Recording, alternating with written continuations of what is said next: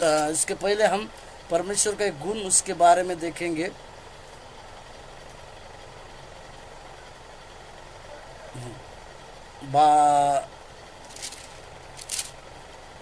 बाईस लूका रचित सुसमाचार 14 अध्याय का 22वां वचन। दास ने फिर कहा, हाँ हे स्वामी, हाँ जैसे तूने कहा था हाँ वैसे ही किया गया है, हाँ। फिर भी जगह है। हालेलुया।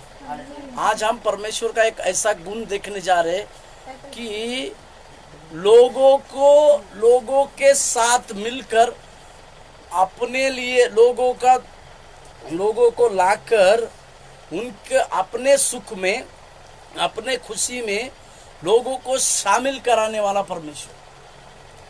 अपने खुशी में और लोगों को, जिनको कोई जानता नहीं, जिनको कोई पूछता नहीं, ऐसे लोगों को अपनी खुशी में शामिल कर आनंद उत्सव करने वाले परमेश्वर का एक गुण। फिर से उस वचन को पढ़े। दास ने फिर कहा, हाँ हे स्वामी, हाँ जैसे तूने कहा था हाँ वैसे ही किया गया है, हाँ। फिर भी जगह है। हालेलुया। हालेलुया। प्रभु के नाम की स्तुति और प्रशंसा होने पाए। दूसरे अनुवाद में इस तरह से एक वाक्य लिखा हुआ है कि उसने कहा, गांव में, गली में जितने लंगड़े लूले, जितने सब कुछ है, उन सबको उठा के लेके आओ। स्वामी ने दास से कहा, हाँ सड़कों पर हाँ और बाड़ों की हाँ और जाकर लोगों को हाँ बरबस ले ही हाँ आ, हाँ। ताकि मेरा घर भर जाए। हालेलुया। कितना? 23। अच्छा, 14 का 30। इस वचन के आधार पर हम एक ऐसे परमेश्वर के गुण को देख रहे हैं कि वो परमेश्वर जो है अपनी खुशी के लिए, अपने खुशी में ऐसे लोगों को शामिल करने वाला परमेश्वर है जिनको कोई जानता नहीं, जिनको कोई पूछता नहीं, जिनके जीवन में उसका कुछ भी महत्व नहीं। ऐसे लोगों के लिए हमारा परमेश्वर जो है ऐसे लोगों में अपना आनंद उत्सव और अपने लिए कार्य करने वाला परमेश्वर है। कह आप देखेगी। हालेलुया। प्रभु यीशु मसीह के नाम का धन्यवाद और स्तुति प्रशंसा हो, क्योंकि प्रभु भला है। उसने सफाई से फिर से 23वां वाक्य पढ़ेंगे। लूका रचित सुसमाचार उसका 14 का 23 को हम पढ़ रहे हैं। स्वामी ने दास से कहा, सड़कों पर और बाड़ों की ओर जाकर लोगों को बरबस ही ले ही आ, ताकि मेरा घर भर जाए। हालेलुया। प्रभु यीशु मसीह का धन्यवाद हो। हम परमेश्वर के एक ऐसे परमेश्वर को जानने वाले हैं, उसके गुण को देखने वाले हैं। वो उस परमेश्वर ने हमारे और आपके जीवन में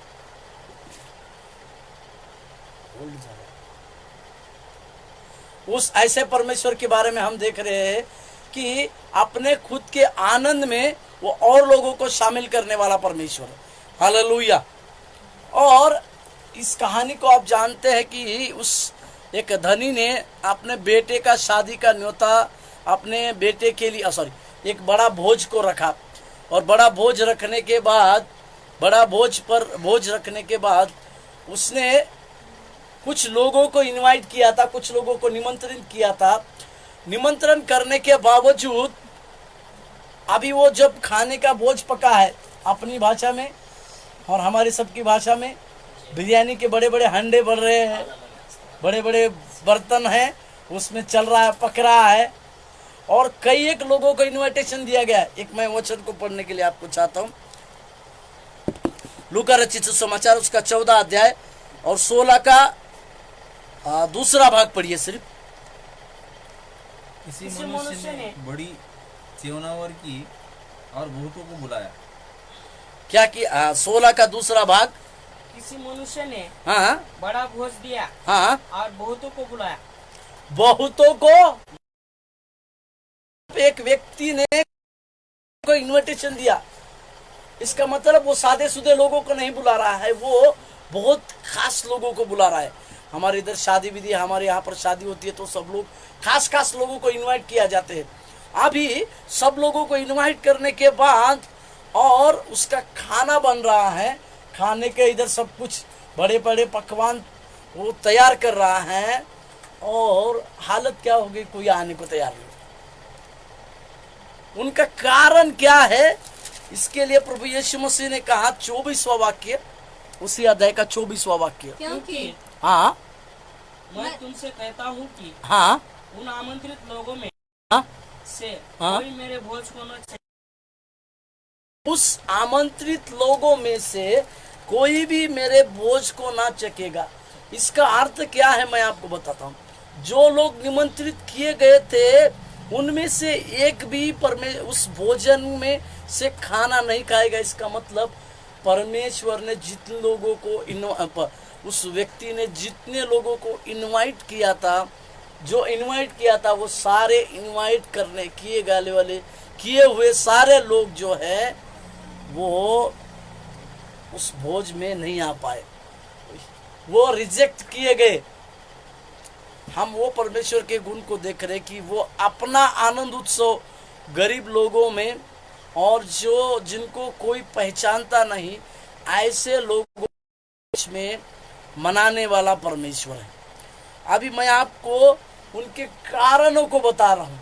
3 ऐसे कारण उन्होंने जिनको इनवाइट किया था, उन्होंने अपना अलग अलग कारण दिया, यानी इंग्लिश में एक्सक्यूज कहते हैं उसको। उन्होंने एक्सक्यूज दिया, 3 अलग अलग एक्सक्यूज दिया। जब उस दास का व्यक्ति उन लोगों के पास गए तो उन्होंने एक्सक्यूज किया। पहला एक्सक्यूज वचन 18 लूका रचित सुसमाचार 14 का 18। पर वे सबके सब क्षमा मांगने लगे। पहले ने उससे कहा, हाँ। मैंने खेत मोल लिया है। सबसे पहला वाक्य है कि वो सबके सब क्षमा मांगने लगे, और उसने पहले वाले ने एक्सक्यूज क्या दिया है, मैंने खेत मोल लिया है खेत मोल लिया है। और अवश्य है कि उसे देखूं। आप में से कितने लोग ऐसे हैं, जब हम कोई चीज खरीदते हैं तो जब तक उसको नहीं देखेंगे उसको खरीदेंगे नहीं। और इसने तो खेत खरीदा, इसका मतलब जीविका, उसको उस भोजन से ज्यादा अपनी जीविका के ऊपर ज्यादा ध्यान है, ज्यादा ध्यान उसका अपने जीविका के ऊपर है। पर उसने जब खेत खरीदा था, वो खरीद देख के ही खेत खरीदा होगा, पर वो एक्सक्यूज यानी कारण बता रहे। जीविका, ये जीविका की बातें जो है, जीवन जीने वाली जो बातें हैं, ये जीविका जो है हमको एक कारण बनी उनको कि वो उस भोज में नहीं आ पाए, क्योंकि उनके जीवन में एक जीविका था, उनके जीवन में एक कार्य था, जो एक जीविका की बातें थी, जो क्या कर रहे हैं कि हमको वो परमेश्वर के वो उस भोजन के लिए इनवाइट होने के बावजूद भी वो नहीं आ पा रहे। हालेलुया, प्रभु के नाम का महिमा और स्तुति होने पर। दूसरे ने कारण बताया, उसके नीचे का वाक्य। दूसरे ने कहा, हाँ। मैंने 5 जोड़े बैल मोल लिए हैं और उन्हें परखने जाता हूँ। मैं तुझसे विनती करता हूँ, मुझे क्षमा करा दे। अभी दूसरी बात पैसा। पहला बात का कारण मैं बताया जीविका, दूसरी बात है पैसा या स्टेटस। पुराने लोग जिसके पास ज्यादा बैल रहते थे, ज्यादा खेती रहती तो उसको अमीर बोलते थे। अभी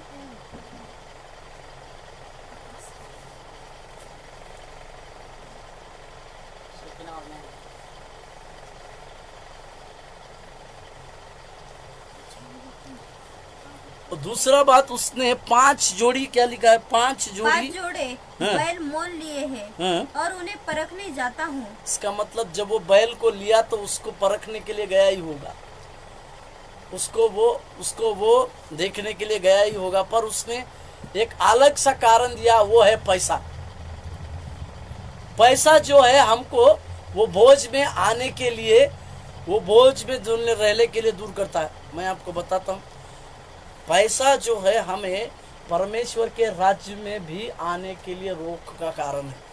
तीसरी एक कारण है, तीसरा कारण। एक और ने कहा, हाँ? मैंने ब्याह किया है, बाप रे, इसलिए मैं नहीं आ सकता। तीसरे का कारण, उसका अर्थ क्या है, शारीरिक अभिलाषा। वो कह रहा है कि मैंने अभी शादी किया है। वो चाहता तो शादी करने के बाद वो जा सकता था, पर वो क्या बोल रहा है कि नहीं, मैं नहीं जा सकता हूँ।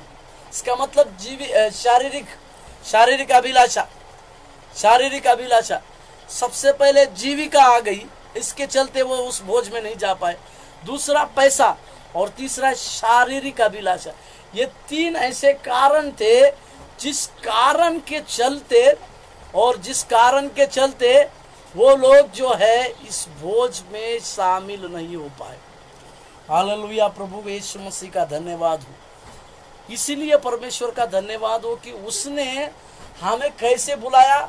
वचन बतलाती है, यूहन्ना में लिखा हुआ है कि पर मैंने तुम्हें बुलाया है, तुमने मुझे चुना नहीं, परंतु मैंने तुम्हें चुना है ताकि तुम ढेर सारा फल लाओ। हालेलुया, प्रभु यीशु मसीह का धन्यवाद हो, परमेश्वर की भलाई हो। ये तीन कारण की वजह से वो बड़े भोज में शामिल नहीं हो पाए, और वो इस भोज में शामिल नहीं हो पाए। परंतु उस मालिक ने क्या किया, अंत में 21वां पद पढ़िएगा, उसमें 14 का 21। उस दास ने आकर अपने स्वामी को ये बातें कह सुनाई। तब घर के स्वामी ने क्रोध में आकर वचन को देखिए, क्रोध में आया। वो स्वामी, घर का स्वामी जो है क्रोध में आया। घर का स्वामी क्रोध में आया, और क्रोध में आने के बाद उस स्वामी ने गली मोहल्ले में जितने लोग बैठे हैं, बेकार बैठे हैं, उन सबको अपने पुत्र का भोज में बुलाया। हालेलुया। हाँ, हाँ, हाँ, और अंधों हाँ, को यहाँ ले आओ। हालेलुया, प्रभु यीशु मसीह का धन्यवाद हो, परमेश्वर के महिमा और स्तुति हो। अभी यहाँ पर कुछ वाक्य लिखे हैं, अनाथ, लंगड़े और दरिद्री, अंधो, इन सबको मेरे पास लेके आओ। सबसे पहली बात, ये जो लोग हैं, इस तरह के लोग, इनको कभी इनवाइट नहीं किया गया था, इनको कभी किसी शादी के भोज में बुलाया नहीं गया था, और इनको कोई पूछता भी नहीं था। परंतु उस मालिक ने क्या किया, ऐसे जो लोग उस भोजन का महत्व को नहीं जानते या उस भोजन के महत्व को नहीं समझते, ऐसे लोगों को सबसे पहले रिजेक्ट किया। हालेलुया, प्रभु यीशु मसीह का धन्यवाद हो कि उसने हमें रिजेक्ट नहीं किया, हमें एक्सेप्ट किया। हालेलुया, क्योंकि हम सब लोग जो है प्रभु यीशु मसीह के चुने हुए नहीं थे। हम भी उस अनाथ में थे, हम उस दरिद्री में थे, हम उस लूले में पाए जाते थे, हम उस लंगड़ों में पाए जाते थे, हम वो चौक में बैठे हुए थे। और प्रभु यीशु मसीह का धन्यवाद हो कि उस प्रभु यीशु मसीह की नज़र हमारे ऊपर आकर उसने हमें चुना, उसने हमें अपनी सेवकाई के लिए बुलाया, और उसने उसके भोज में हमें शामिल किया। और सबसे बढ़कर बात यह है कि उसने हमें उसके आनंद में शामिल किया। हालेलुया, उस परमेश्वर यीशु मसीह ने उसके आनंद में हमें शामिल किया। इसी के लिए पौलुस की भाषा में अगर पूछेंगे तो पौलुस कहता है, वो उसने हमें जय के गंध में लिए चलता है। हालेलुया, प्रभु यीशु मसीह का धन्यवाद कि आज हम वो परमेश्वर के बारे में देखें कि वो परमेश्वर जो है अपने सुख में, अपने आनंद में हम जैसे लोगों को, जिनको कोई पूछता नहीं, ऐसे लोगों को शामिल कराकर अपने आनंद में हमें सहभागी करता है। हालेलुया, प्रभु के नाम की महिमा और स्तुति प्रशंसा होने पर हम इस तरह के परमेश्वर को पाए हुए हैं, जो परमेश्वर जो है हमें वो परमेश्वर जो है हमें उसके आनंद में हमें सहभागी करता है, उसके आनंद में और उसके उस सुनहरे मौके में वो हमें शामिल करता है। हम प्रार्थना करें परमेश्वर के नाम को ऊंचा उठाते हुए कि प्रभु, हम चुने हुए नहीं थे, परंतु तूने तेरी दया दृष्टि हमारे ऊपर किया, और हम लोगों को प्रभु तेरे कार्य के लिए उठाया और तेरे कार्य में हमको लिए चला। इसके लिए हम परमेश्वर के नाम को धन्यवाद देते हुए आइए अपने आंखों को बंद करें, फिर से प्रार्थना करें। पिताजी, हम धन्यवाद देते हैं प्रभु, आपके आनंद में तूने हमें शामिल किया प्रभु, आपके उस बड़े आनंद में तूने हमें शामिल किया और हमें इस लायक बनाया प्रभु जी कि तेरे साथ हम आनंदित होकर आनंद मना सके प्रभु। ये तेरी दया की वजह से और तेरे अनुग्रह की वजह से ही हुआ, इसलिए हम धन्यवाद देते हैं प्रभु। तेरी आशीषों के लिए तेरी बरकतों के लिए, तेरी सारी बातों के लिए, तेरी सारी भलाई के लिए हम धन्यवाद देते हैं। तो हमें आशीष कर और अगुवाई कर, प्रभु यीशु मसीह के नाम से इस प्रार्थना को मांगते हैं, आमीन।